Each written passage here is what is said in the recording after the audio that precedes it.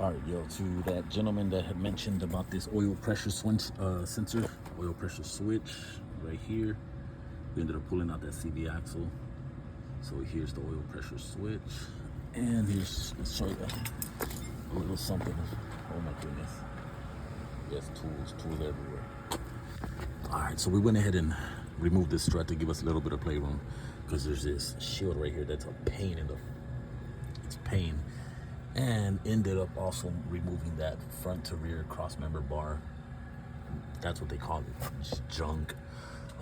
But it mounts up to that front mount. I dropped a lot of transmission fluid. The good thing about it is this vehicle has 216,000 miles and the transmission fluid is still red. Awesome. So our pressure switch is right there. Okay, so we didn't have to remove any of this exhaust manifolds right here. These right here, I tried to unbolt it and I was like, yeah, no, that's not gonna come off. More than likely it was gonna snap. But yeah, whoever got smart, and there's a little switch right there that just turn into oil drains, or you can just connect the hose right here and it'll, come down with a hose. But yeah, we ended up pulling off this whole area right here. So yeah, to the gentleman that mentioned he wanted to see, everybody's talking about how it can't be done without removing this exhaust or this downpipe, whatever this area is at. But yes, it is possible. It's a pain in the rear. Both ways are, because where the stupid engineers put the oil pressure switch, it's fucking ridiculous. So yeah, it is doable. We have loosened it up and we're gonna slap the other one back in. Let's see.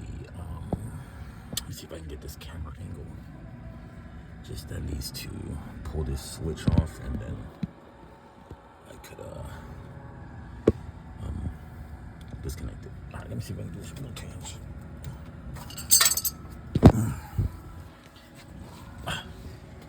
Let's see.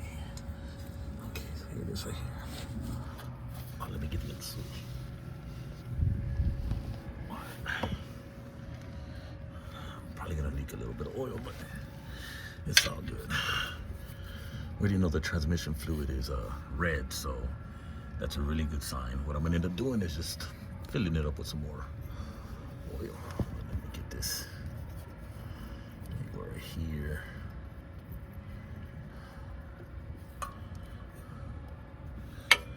So what's happening is that it was leaking from, yes, there you go, right there.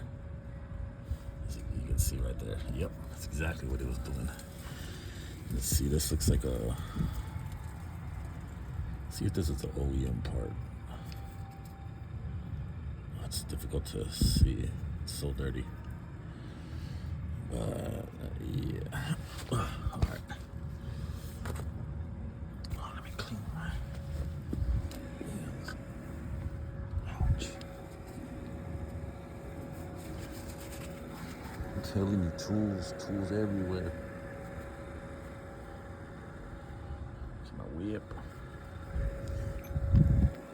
All right, let's get back to this over here.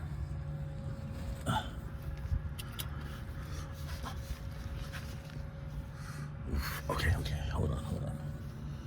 I might have to put y'all down for a second.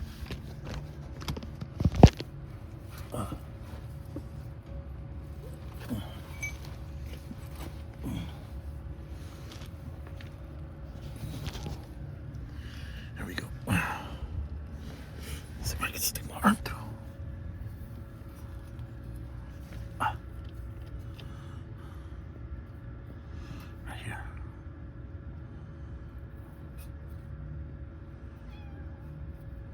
Get away, you dumb cat.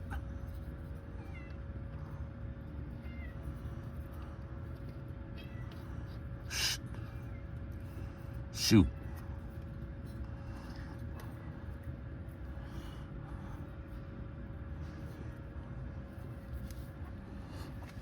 All right. Yeah, so as you can see, we just removed the CV axle. Look at the transmission fluid. This car's got 216,000 miles and doesn't even have a check engine light. Dirty as the heck, but doesn't even have a check engine light. This is a 2008 Dodge SXT Avenger front wheel drive. This has a 2.7 liter engine.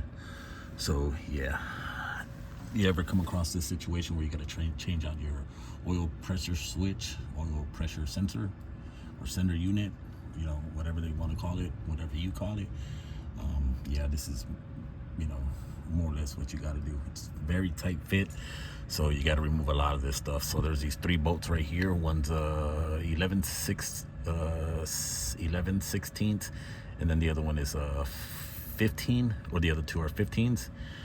So it's right there, and right there.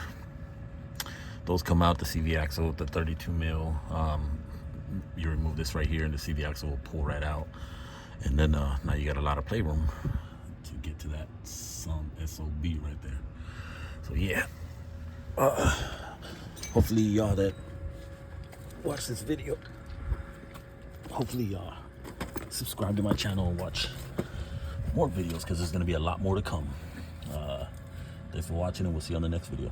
Stay greasy.